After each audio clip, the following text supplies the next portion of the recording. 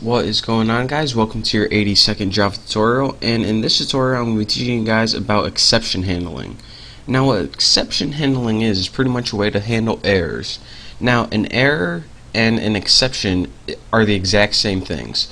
So pretty much why would we want to handle an error? Well, when the user does something they're not supposed to do, we don't want to get an error, or else the program would just shut down and it'll stop running. We want a way to do something like if they divide by 0 or click something they're not supposed to click, then we don't want the program to shut down. We want to be able to tell them they're wrong and tell them to fix their mistake. So let's go ahead, and I'm going to use scanner, so I'm going to go ahead and import java.util. I'll just import everything because I'm lazy.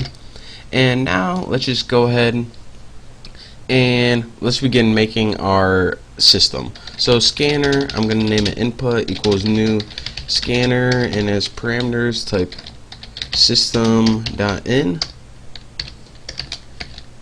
And now we have an input variable called scanner. So what do we want to do? Well, let's just go ahead and make a little program to divide by two numbers. So system out print line, and go ahead and print just give them a prompt like enter first num. And now for the first num, just put int num1 equals input dot next int, bam. And now whatever they type for the first number is going to be the, let's see, numerator. And now let's go ahead and copy this, duplicate it, and go ahead and set this equal to num2 and give them a new prompt, and our second number. And now let's go ahead and make a new sum equal to num1 divided by num2. So now we got a little program if we go ahead and print out the sum. So system out print line, and go ahead and print the sum, and we will run this and test it and make sure it's working. So why does it say num1? Oh, here we go. So now let's go ahead and test this real quick and see if it works. Okay, enter first number 12, enter second number 3, and it gives us an answer of 4. So this works fine. But if we run it again and we go 12, and for a denominator we give it 0, remember you can't divide by 0, it gives you an exception like this. So this pretty much shuts down our whole program. And what if we built a huge program for analyzing the stock market, and it was awesome, and then some idiot tried to divide by 0 and the whole thing just shut down? Well, that wouldn't be good. So we need a way to kind of handle these errors and tell the user, alright, don't do that, but we're not going to shut down the program, we're actually going to fix your problem. Well, in order to handle exceptions, you need to learn something called try and catch. What try and catch means is pretty much just like it is. You try a bit of code, and if you have an error, instead of shutting down your program, you're going to catch that error and do something with it. So here's how you do this. Go ahead and put try, and that's a keyword, and in your curly brackets fill in the code that you want to try. So I'm going to try this. So in my try block right here, I'm going to write the code that I want to try. So I'm going to go ahead and try this.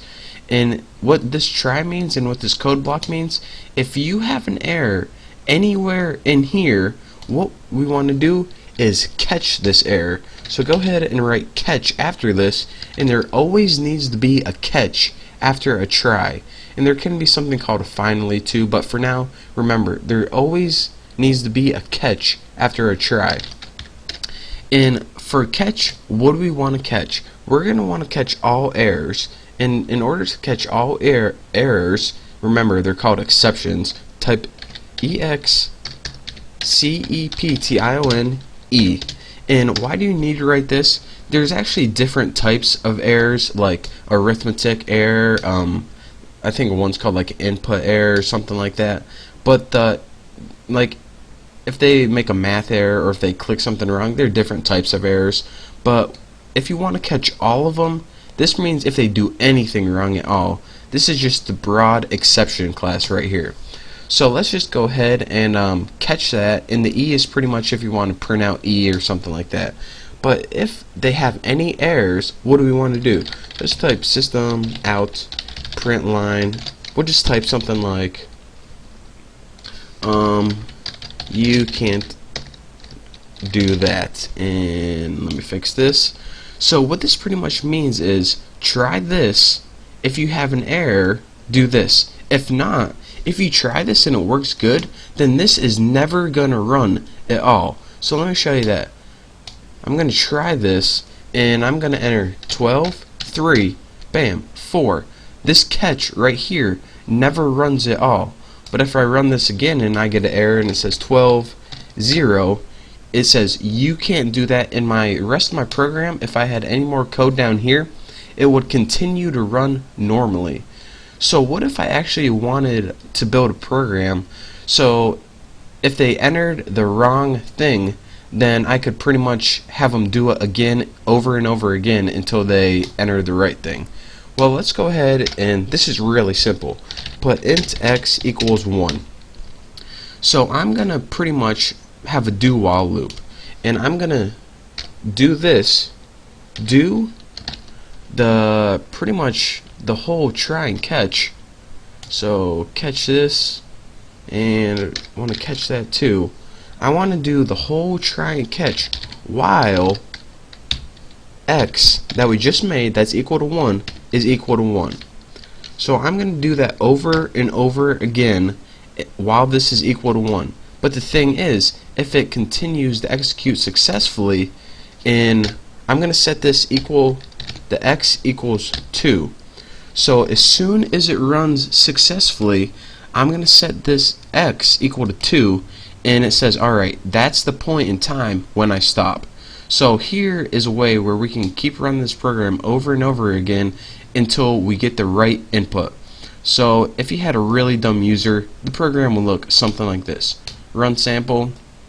Alright, enter first number. 12, 0.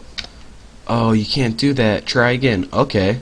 Enter first number again. Let me expand this a little bit. 43, 0. Oh, nope, you can't do that. Enter first number again. And it's going to keep trying and trying. So let's go ahead and do this right. So put like 40 and 10. Bam, 4. So that is how we can keep kind of prompting the user to do it correctly. And let me review this one more time. How I did this is I pretty much put, alright, what do I want to do over and over again? Well, I want to try this code, and if this code runs successfully, I'm going to change this variable. But if this code does not run successfully, then I'm going to print out an error, and this never even runs, since you get an error in this and this, and when it tries to divide the sum, this is where the error happens, right here on this line. So this x never gets set equal to 2. So that is why x is still equal to 1, and that is why the do while loop is able to run over and over again. But as soon as this whole thing, okay, good, bam, we finally made it all the way, x equal to 2, and then it looks alright. Is x equal to none? X equal to 1? Nope. Alright, then we can finally exit this bad boy. So that's pretty much your basics of try catch. It pretty much, I mean, it's pretty simple. Try this. If you get an error, do this. I mean, how easy is that? There's actually a little bit more to it, and I'll probably be covering that in the next tutorial. But for now, thank you guys for watching. Don't forget to subscribe, and I'll see you next time.